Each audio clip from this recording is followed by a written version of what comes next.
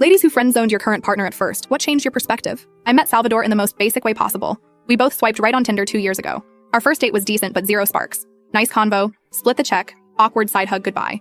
I actually texted my bestie Patricia on the way home like, nice guy but big brother vibes only. Classic friend-zone setup. Instead of ghosting, like a normal person LOL, I actually told him straight up I wasn't feeling romantic chemistry, but would be down to hang as friends. Looking back, no idea why I did this. I never offer friendship after me dates. Universe had plans, I guess. For the next 6 months, we were strictly platonic. We'd hit up local concerts, grab coffee, text about random crap. He dated other people, I dated other people. We'd even wingman for each other at bars sometimes. The guy literally helped me craft texts to other dudes I was seeing. If that's not friendzone level 100, IDK what is? My situationship with this guy Jimmy was crash and burning around this time. Salvador listened to my endless rants about how Jimmy couldn't commit but kept breadcrumbing me with 2 a.m. you up? Texts that my clown ass kept responding to. Salvador never once said, I told you so, even though he absolutely could have. The thing about Salvador that I completely missed for months was his consistency. When he said he'd be somewhere, he was there. No flaking last minute.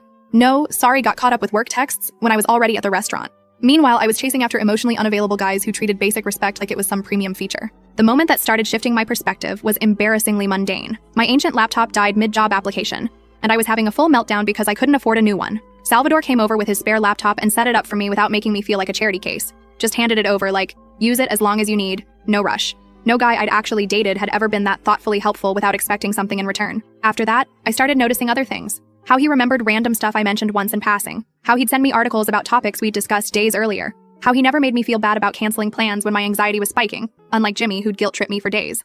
But the real eye-opener happened when I got food poisoning from some sketch place. I was literally hugging the toilet, looking like absolute death, when Salvador showed up with Gatorade, crackers, and ginger ale. He sat on my bathroom floor for hours, holding my hair back and playing stupid YouTube videos to distract me. I was a disgusting mess, but something clicked seeing him there completely unfazed by my disaster state. That night, feeling slightly less like death, I had this weird realization. I'd accidentally friend-zoned the exact kind of guy I claimed I wanted to date. For weeks, I was acting all weird around him, overthinking every interaction. He definitely noticed something was off but didn't push. Then one night we were at this indie concert, slightly buzzed on overpriced beer, and the band played this song we both loved. Salvador was just vibing, eyes closed, completely in the moment, and I had this overwhelming urge to kiss him. So I did, right there in the middle of the crowd. Y'all, the look on his face. Man looked absolutely shook. For a second, I thought I'd made a massive mistake. Then he just said, took you long enough, and kissed me back.